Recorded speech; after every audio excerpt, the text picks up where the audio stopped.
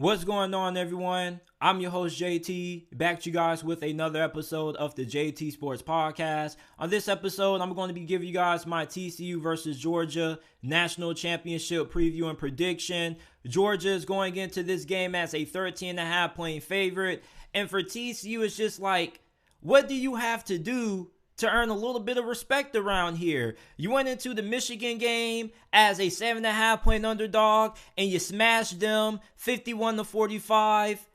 And when I say smash, I literally mean that. They smashed Michigan.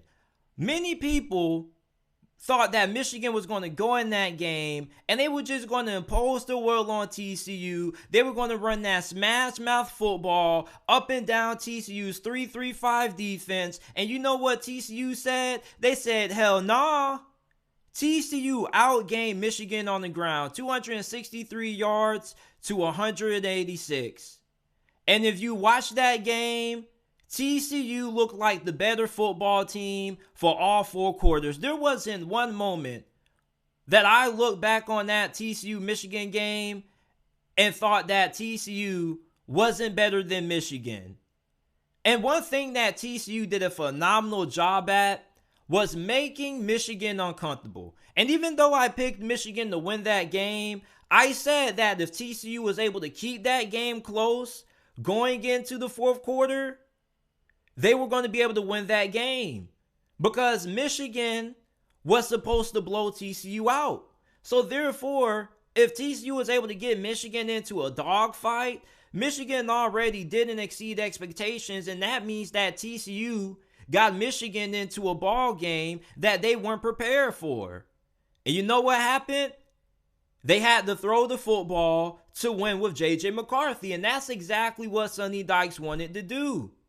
So TCU is going against a Georgia team, on the other hand, that is unlike anything they've seen all this season. It's kind of like TCU's season has been a video game. They've had all these levels that they've had to beat. They've had some big boss battles, which they lost one boss fight to Kansas State in the Big 12 championship, but they won the second one when they were able to beat Michigan. And Michigan was unlike any team that TCU had seen up to this point. Okay? When you think of Michigan, what is Michigan? Physical, tough up front, really big, powerful defensive linemen, physical, long, athletic cornerbacks. They have a lot of power and athleticism on the offensive line, and they also have some speed at receiver, plus a more than capable dual threat quarterback. But you look at Michigan, the flaw with them was the fact that when it came to having to win the shootout by throwing the football, they were inequipped. Georgia, on the other hand, they can win any style of football game. They can win a low-scoring football game, and they can win the shootout like they did last week in their 42-41 win over Ohio State. You look at Georgia, talent-wise, this is a team that TCU hasn't seen all season. When it comes to the talent and athleticism that they have up front, on both the O-line and the D-line, at wide receiver. But just because Georgia is a more talented football team than Michigan doesn't mean they don't have a shot at winning this game. CJ Stroud had a fantastic performance against Kirby Smart's defense. As a matter of fact, he probably had one of the greatest performances that we have ever seen out of a quarterback going against Georgia's defense. Outside of Joe Burrow, nobody had the kind of game that CJ Stroud had in the Peach Bowl against the Bulldogs defense. And for TCU, you have Max Duggan, who is one of the best quarterbacks in college football. He had an okay game against Michigan. I don't think he had the best game, but he had an okay game. He was a gamer against Michigan. He did what he had to do to get the job done. When he was at his best is when he was using his legs and being a factor on the ground. And you wonder for TCU in this ball game, how effective is the rushing attack going to be for them in this game? Because to be truthful with you, if you're a TCU fan, I don't think you win this game if you don't have success on the ground. If you have to win by throwing the football against Georgia's defense, I think you're going to play into the hands of Kirby Smart and Will Muschamp. Max Duggan struggled throwing the football against Michigan. As a matter of fact, when Michigan was getting pressure, sending extra guys on blitzes up front, and when they were able to get home, Max Duggins wasn't that effective, and he didn't really have a lot of success throwing the football in the middle of the field all that much. Now, he was able to connect on a couple of big plays against the blitz. They came on a couple. One of them came in the fourth quarter when he was able to hit Quentin Johnston. He took a drag route and took it 70-something yards for a touchdown. Big play in the fourth quarter. But outside of that, Max Duggins wasn't really that impressive throwing the football against Michigan's defense, and it probably was one of his worser games that we've seen out of him this season throwing the football. So in this game, TCU is really going to need that ground game to be really effective, because I don't really think that TCU's personnel, when you look at what they have to work with in the passing attack, is anything compared to Ohio State's. As a matter of fact, it's nothing compared to Ohio State's. Not to be disrespectful to TCU, you do have Quentin Johnston, you have some dogs there. But at the same time, Ohio State had Marvin Harrison Jr., arguably the best receiver in college football. You also had Emeka Egbuka, Julian Fleming. You have multiple talented receivers. Your receiving core isn't that great. As a matter of fact, I think that your offensive personnel is a little bit equivalent to Tennessee's personnel. Alabama met their match when they played against Ohio State just because of how talented Georgia's corners were and how talented their secondary was and how talented of a personnel that Ohio State had in the passing game. So for Georgia in this game, if you can shut down the rushing attack of TCU and you can force them to get into a ball game where they have to beat you throwing the football, I think you like your chances. Now, TCU's offensive line played very well against Michigan. All right, and it wasn't really their offensive line that struggled. It was really more Max Duggan's.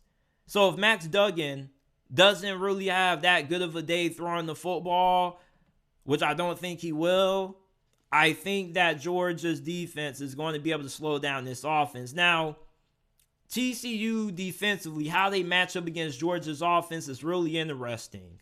Because that defense, I think we can all agree, exceeded everybody's expectations with how they performed against Michigan. We thought that 3-3-5 defense was going to get rammed into the dirt. And they handled themselves pretty well. But Georgia's, they throw a lot at you offensively, okay? They have a lot of speed at wide receiver, which is something that I believe didn't get talked about enough in the week leading up to their bout against Ohio State.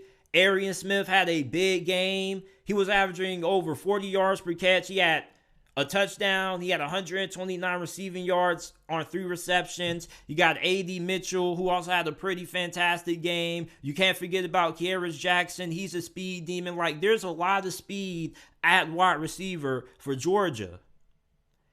TCU last week, although their defense played well, they did give up some big plays on the back end of that secondary when Michigan was able to get their faster receivers involved downfield.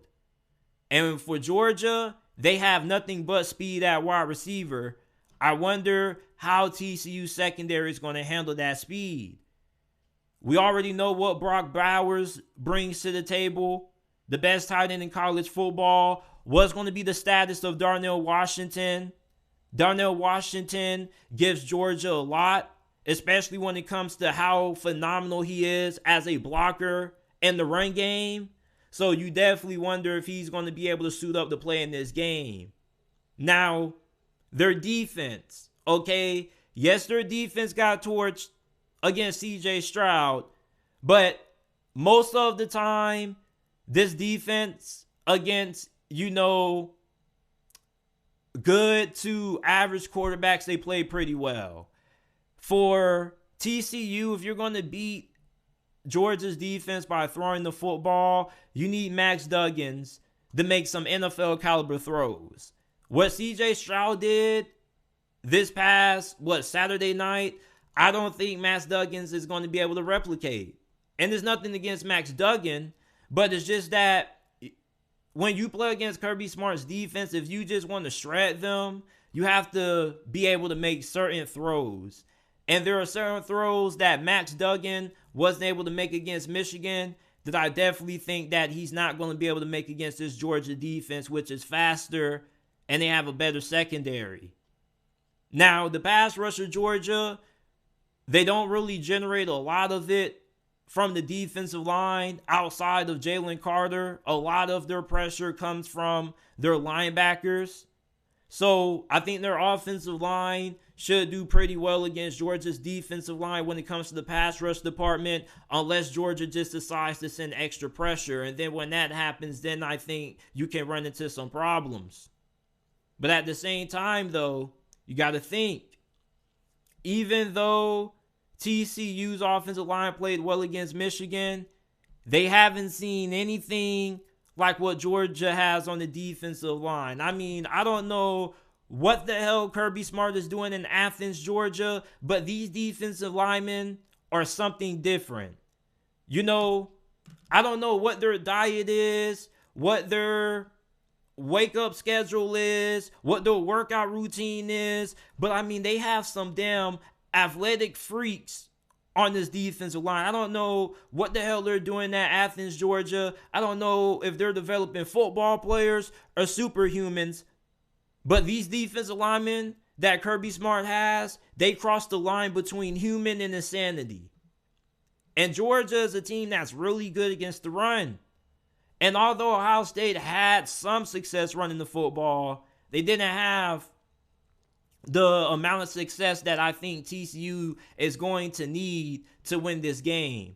I don't think TCU goes for 200 plus on the ground against Georgia's run defense, especially if you're going to be running a good amount at Jalen Himothy Carter, I should say. And another thing that if you're a Georgia fan, you feel really good about is that Michigan had a good amount of success on the ground, led in that game with J.J. McCarthy. Stetson Bennett, his mobility is going to be really big. Just like how Max Duggan's mobility is going to be really big for TCU. But I think the difference between Max Duggan and TCU and Georgia's offense with Stetson Bennett is the fact that Georgia can still move the ball despite Stetson Bennett having to stay in the pocket, being unable to use his mobility. Max Duggan, on the other hand, when TCU's offense was at its best, is when they had him involved on the ground. TCU's offense wasn't that effective when they had to throw the football consistently to sustain drives. And I think for Georgia's defense, you feel really confident about how you match up against the run game and the offensive line of TCU. Plus, you have Stetson Bennett, who without a doubt is probably the greatest quarterback in Georgia history. He had a fantastic performance against Ohio State. 3 touchdowns, 1 interception. He also had 1 touchdown on the ground. He had 398 yards through the air. I don't think TCU's defense is going to replicate the performance in this game that they did against Michigan. Okay, now, Michigan, I don't think they gave TCU any gifts. Their defense definitely played outstanding. Their linebackers were phenomenal. D. Winters had a fantastic performance. He had a pick 6, several tackles for loss. I mean, that dude was playing like his hair was on fire. But going against this Georgia offensive line, I think it's going to be a little bit different. Then you look at the fact that Stetson Bennett also, he just has that it factor. When Georgia went down multiple possessions to Ohio State, you just looked at Stetson Bennett and you was like, okay, man, go ahead and get the job done. And he delivered. So I don't think that when you look at the quarterback matchup, I don't really think that, there's a huge differential. I kind of think Stetson Bennett is a far more better quarterback than Max Duggan by a pretty wide margin. And that's not nothing against Max Duggan. It's just that you look at how he performed last week against Michigan's defense. And although Ohio State's defense isn't good. It isn't as talented as Michigan's. It's just the fact that there are some throws that Stetson Bennett is able to make that Max Duggan just can't. So I think that Georgia definitely has a pretty big edge at the quarterback margin, regardless at what stats you look at. Now, for TCU to win this game, you definitely have to be able to get the ball out in the space. You want to try to tire out these Georgia defensive linemen so then you can have a little bit more success running the football. So try to get your speed demons like Darius Davis, Tay Barber out in the open field. Then you got to be able to try to find a way to keep this game close going into the fourth quarter. Okay, and not even that. See if you can start out fast like you did early against Michigan. Because you probably don't want to be playing from behind against Georgia. And I definitely don't think that you want to get into a low-scoring affair with Georgia neither. Because Georgia is the kind of team that can take a lot of time off the clock if you're not careful. For Georgia, you got to be able to shut down the run game of TCU. Max Duggan, I think if you can take away his rushing ability and force him to play from inside the pocket, you like his odds with the fact that TCU's offensive line is going to have to guard Jalen Himothy Carter. I don't think they're going to be able to hold him all game. You like the fact that Max Duggan also struggled when Michigan was able to get pressure up the middle. Plus, when Michigan's offensive line was able to get to the second level of these linebackers, they did a lot of damage. You look at TCU, they have a fantastic coaching staff. Sonny Dykes, Garrett Riley, they had a fantastic game plan to Michigan. They made Michigan uncomfortable. They made Michigan play a style of football that they weren't prepared for. Georgia, this is a team that can play any style of football. They can win any ball game with you. For TCU, you had an outstanding performance out of your defense, but I don't think your defense is going to be able to replicate that performance in this game against Georgia. I'm going to take the Bulldogs to get the win. I'm not going to give a score prediction, but I do think Georgia is going to win this game by at least 10 points. Now, I think TCU can keep this game close for a half, but I just think with the fact that TCU is a team that has more success offensively when they can get the run game going compared to, having to win the ball game where they just have to throw it. I don't think they're going to be able to beat Georgia without having success on the ground. I'm going to have a hard time seeing that happen. Yes, you are going to have Kendre Miller in this game. He did say that he will play. You look at what DeMarcado did last week against Michigan's run defense. Michigan had one of the best run defenses in all of college football this year. But that defensive line of Georgia is just different. And I don't really think TCU is going to have too much success. And if they can't have success running the football, I don't think they're going to have that much success throwing it neither. I think that Quentin Johnston, he will have some plays where he does get his. I don't really think Georgia can do too much to slow him down.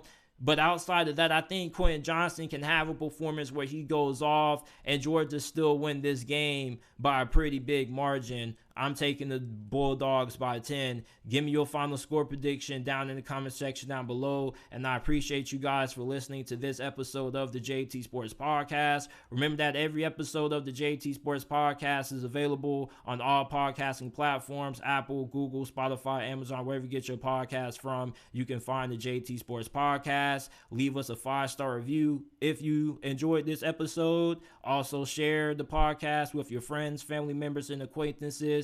Like, subscribe to the channel, and I'll see you guys shortly with another episode of the JT Sports Podcast.